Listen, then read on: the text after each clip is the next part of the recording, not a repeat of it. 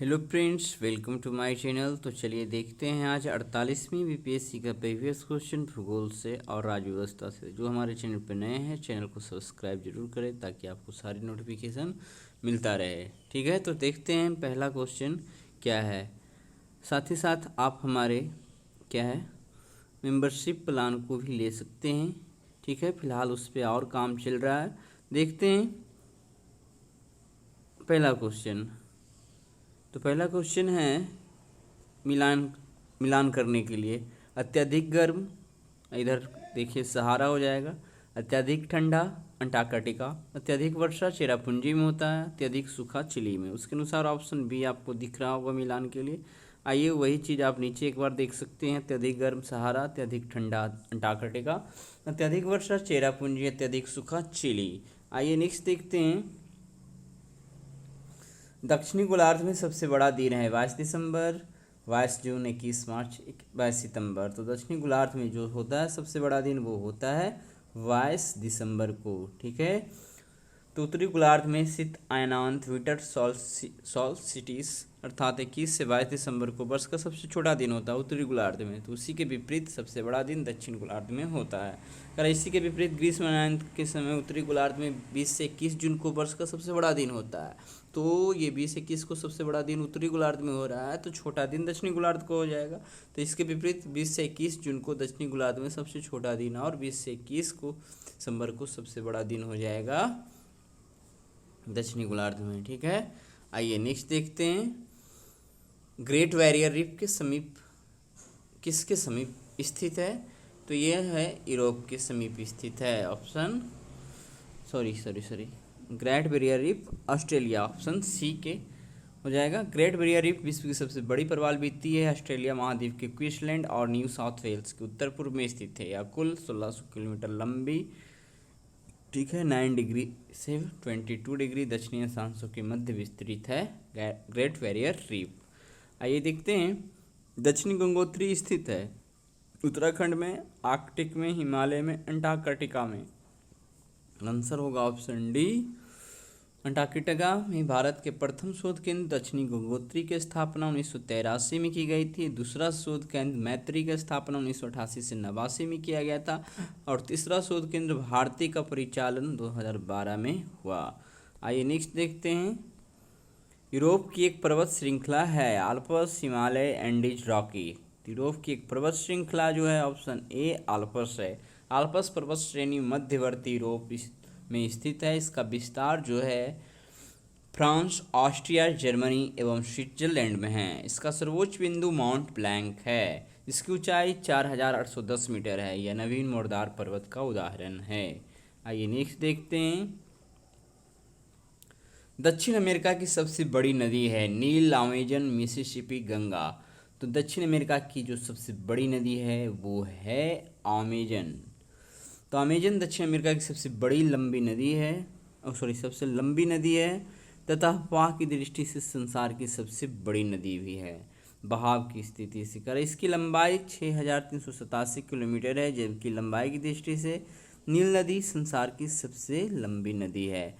तो ठीक है, बड़ी नदी ही होगा। यहाँ डिस्क्रिप्शन में लंबी नदी लिखने के बजाय सबसे बढ़िया होगा बड़ी नदी। क्वेश्चन भी इसी प्रकार से आता है। लंबी की बात किया जाए तो नील नदी और बड़ी नदी की बात किया जाए तो अमेजन की बात आता है। ठीक है, तो आइए देखते हैं नेक्स्ट क्वेश्चन क्या है। क्षेत्रफल के क्रम में भारत के 3 बड़े राज्य हैं। क्षेत्रफल के क्रम में भारत के 3 बड़े राज्य हैं। तो ये आंसर होगा राजस्थान, मध्य प्रदेश, महाराष्ट्र।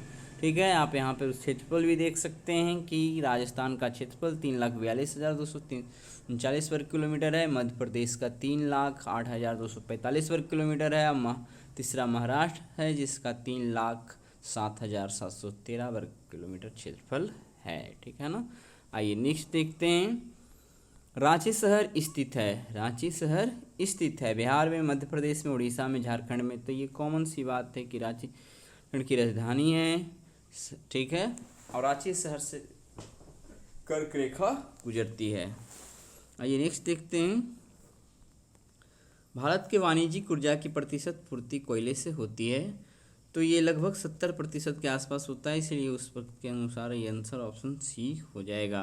ठीक है, तो भारत में वाणिज्यिक ऊर्जा की 67% पूर्ति कोयले से होती है। भारत के कुल विद्युत उत्पादन में कोयले का योगदान जो है 70% है। आइए नेक्स्ट देखते हैं।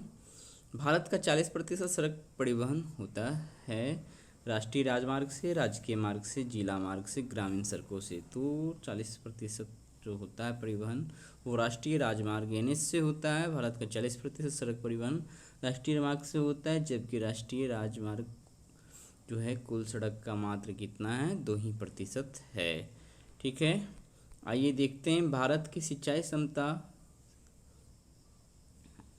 का 47.8% पूरा होता है। ठीक है, तो ये डेटा अभी ज़्यादा उस वैसा कुछ चेंजेस में नहीं है, तो इसीलिए आंसर तो ये है आपका कि लघु एवं बृहद परियोजनाओं से जो है सिंचाई का लगभग 50% कह सकते हैं कि पूरा होता है। आइए नेक्स्ट देखते हैं।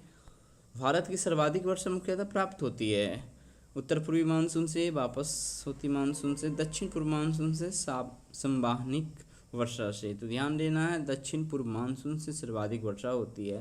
भारत में सर्वाधिक वर्षा दक्षिण पश्चिम मानसून से होती है। विकल्प त्रुटिपूर्ण होने के कारण आयोग ने इसे मूल्यांकन से क्या कर दिया था, बाहर कर दिया था। तो सॉरी, दक्षिण पूर्व मानसून यहाँ ऑप्शन सी नहीं होगा। ठीक है, दक्षिण पश्चिम मानसून होगा, यहाँ दक्षिण पूर्व, सॉरी गलत है, ऑप्शन में नहीं था, इसीलिए सुधार दिया गया और यहाँ सी रख को रहने दिया गया।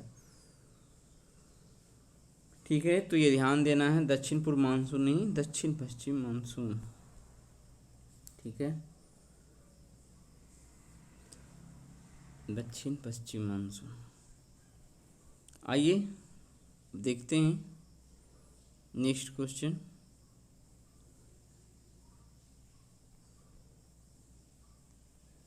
अब राज्य व्यवस्था से देखते हैं फर्स्ट क्वेश्चन क्या है।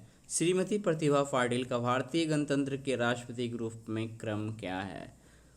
तो ये क्वेश्चन तो फिलहाल अभी लाभदायक नहीं है, बट उस वक्त जो भी क्वेश्चन आया था उसके अनुसार ये है। तो राष्ट्रपति प्रतिभा पाटिल, लेकिन अभी क्या है, रामनाथ कोविंद। तो रामनाथ कोविंद का क्या क्रम है। ठीक है, इनका 13वां था, रामनाथ कोविंद का जो है वो है 14वां।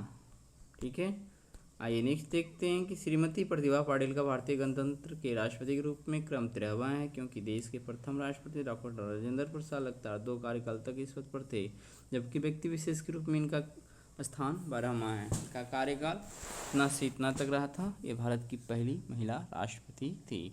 तो उस प्रकार से व्यक्तिगत से ही कहेंगे तो हो जाएगा अभी के राष्ट्रपति का 14वां। ठीक है ना।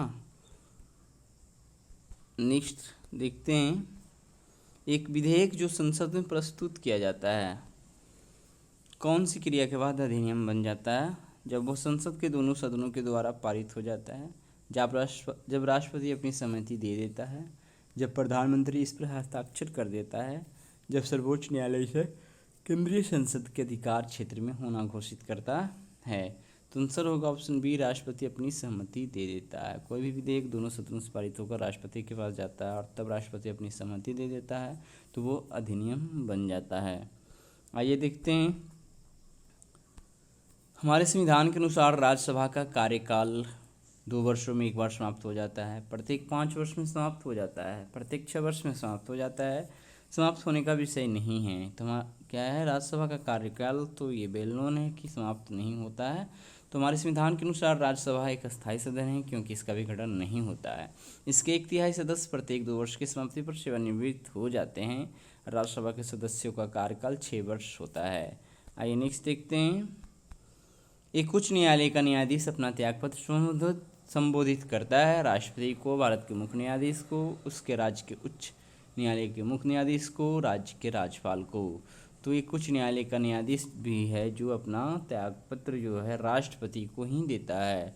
ऑप्शन ए, भारतीय संविधान के अनुच्छेद 214 में राज्यों के उच्च न्यायालय का प्रावधान है। अनुच्छेद 217 के अनुसार कोई भी न्यायाधीश राष्ट्रपति को अपना त्यागपत्र संबोधित कर सकता है। आइए नेक्स्ट देखते हैं, एक गैर सदस्य के रूप में संसद के किसी एक सदन की कार्रवाई में भाग ले सकता है। एक गैर सदस्य के रूप में संसद के किसी एक सदन की कार्यवाही में भाग ले सकता है, तो वो आंसर होगा महान्यायवादी। ठीक है, attorney general of India, option C महान्यायवादी। Attorney general of India Bharat सरकार का सर्वोच्च विधि अधिकारी है। वह एकमात्र गैर सदस्य है जो संसद के किसी सदन की कार्यवाही में भाग ले सकता है, परंतु उसे मतदान का अधिकार नहीं है। आइए नेक्स्ट देखते हैं। भारत के संविधान में मौलिक कर्तव्य किस संविधान संशोधन के द्वारा जोड़ा गया है? तो मौलिक कर्तव्य जो जोड़ा गया है 42वें संविधान संशोधन के द्वारा। आइए थोड़ा सा डिस्कशन क्या है वो देख लेते हैं। 42वें संविधान संशोधन 1976 द्वारा भारतीय नागरिक के लिए 10 मौलिक कर्तव्य संविधान में जोड़े गए हैं। इन्हें अनुच्छेद 51 का में शामिल किया गया है, जो भाग 4 का एक अनुच्छेद है। वर्तमान में मूल कर्तव्यों की संख्या 11 है और 11वें को जोड़ा गया था 86वें संविधान संशोधन 2001 के द्वारा। ये मौलिक कर्तव्य सोवियत रूस के संविधान से प्रेरित है, उसी से भारतीय संविधान में जोड़ा गया है, ग्रहण किया गया है। आइए देखते हैं भारतीय संविधान में कितनी भाषाएं क्षेत्रीय भाषाओं के रूप में मान्यता प्राप्त है। तो ये आंसर दोस्तों उस वक्त के लिए कि ये स्टार लगाया गया है ऐसा इसलिए कि जो है वो उसमें ऑप्शन में नहीं था। तो ये जो है व्याख्या में आप देख सकते हैं कि 22 भाषाएँ क्षेत्रीय भाषाओं को है। दिसंबर 2003 में 92वें संविधान संशोधन द्वारा 4 भाषाओं जैसे मैथिली, बोडो, संथाली और डोगरो को संविधान की 8वीं अनुसूची में शामिल किया गया है। इन्हें शामिल करने के बाद 8वीं अनुसूची में कुल क्षेत्रीय भाषाओं की संख्या 22 हो गई थी, 22 हो गई है और अभी भी यही है। ठीक है, तो चलिए नेक्स्ट देखते हैं। निम्न शब्दों पर विचार करें। समाजवादी, प्रजातांत्रिक, सार्वभौमिक, धर्मनिरपेक्ष। सही शब्दों को विचारानुसार कर्म में सजाएं। तो ये आंसर होगा ऑप्शन बी होना ही चाहिए इसका। ठीक है, अच्छा बी नहीं सॉरी ए ही है। तो क्या है, सबसे पहले आएगा सार्वभौमिक, फिर आएगा प्रजातांत्रिक, धर्मनिरपेक्ष, समाजवादी। ठीक है, तो इस प्रकार ऑप्शन ए आंसर हो जाएगा। भारतीय संविधान की प्रस्तावना में भारत को एक सार्वभौम, समाजवादी, धर्मनिरपेक्ष, प्रजातांत्रिक गणतंत्र के रूप में घोषित किया गया है। और हमेशा क्वेश्चन प्रस्तावना से 2-3 होते ही हैं, मतलब 2-3 नहीं होते हैं, क्वेश्चन इससे बनते रहते हैं। और ठीक है, देखते हैं। तो प्रस्तावना को ध्यान में रखना होगा। आइए नेक्स्ट देखते हैं। अच्छा, भारत के मूल संविधान में समाजवादी, पंथनिरपेक्ष एवं अखंडता शब्द नहीं थे और इसे जोड़ा कब गया था? तो ये हो जाएगा 42वें संविधान संशोधन 1976 द्वारा। आइए नेक्स्ट देखते हैं। किस सदन में अध्यक्षता करने वाला अधिकारी उस सदन का सदस्य नहीं होते हैं? तो किस सदन में अध्यक्षता? तो राज्यसभा में जो अध्यक्षता करता है उस सदन का सदस्य नहीं होता। भारतीय संविधान के अनुच्छेद 64 के अनुसार उपराष्ट्रपति राज्यसभा का पदेन सभापति होगा और अन्य लाभ का पद धारण नहीं करेगा, लेकिन ये राज्यसभा का सदस्य नहीं होता है। आइए नेक्स्ट देखते हैं।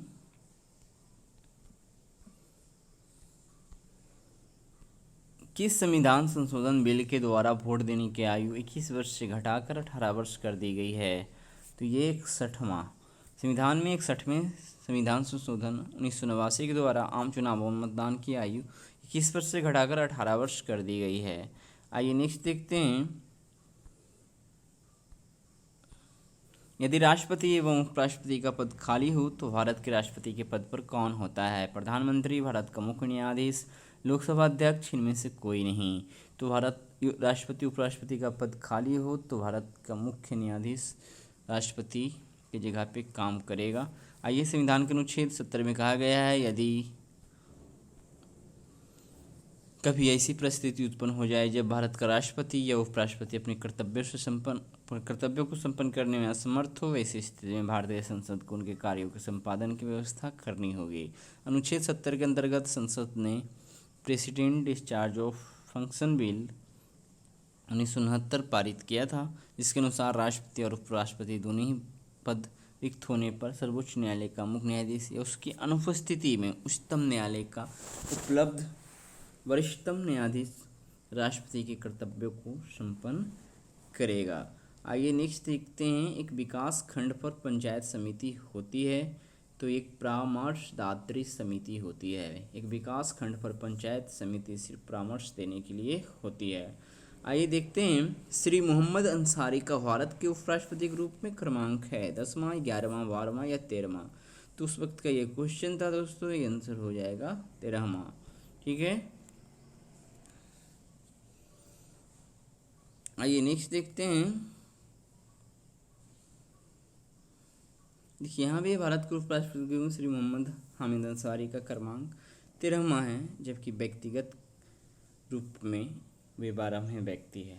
और इसी प्रकार से यदि अभी के वेंकैया नायडू की बात किया जाए तो व्यक्तिगत से 13वें हैं, ऐसे वो 14वें हैं, और राष्ट्रपति व्यक्तिगत से 14वें हैं, ऐसे 15वें हैं, है ना। इनका पूरा कार्यकाल 2007 से 2017 तक है। आइए नेक्स्ट देखते हैं, भारत में चलित न्यायालय किनका, इनका मानस पुत्र, अच्छा किनका नहीं लिखा है, न्यायमूर्ति भगवती श्री राजीव गांधी, श्री और doctor APJ Abdul Kalam, D Shrimati Pratibha Patil. तो भारत में चलित न्यायालय मानस पुत्र है, ऑप्शन सी। ठीक है, अब ये 2008 में था, तो कभी कभी अभी भी क्वेश्चन पूछ दिया जाता है, एग्जाम हुआ था और ये घटना, ठीक है, 2007 में हुआ था इसका गठन। तो भारत में चलित न्यायालय पूर्व राष्ट्रपति APJ अब्दुल कलाम का मानस पुत्र है। भारत में चलित न्यायालय कोर्ट की शुरुआत सबसे पहले 2007 में हरियाणा के मेवात में हुई थी। ठीक है, आइए नेक्स्ट देखते हैं। अच्छा नेक्स्ट अब नहीं देख पाएंगे क्योंकि इतना ही क्वेश्चन था भूगोल और राज्य व्यवस्था से। तो ठीक है, वीडियो को देखते रहें, चैनल को सब्सक्राइब जरूर कर ले ताकि आपको नोटिफिकेशन जो है मिलता रहे। ठीक है।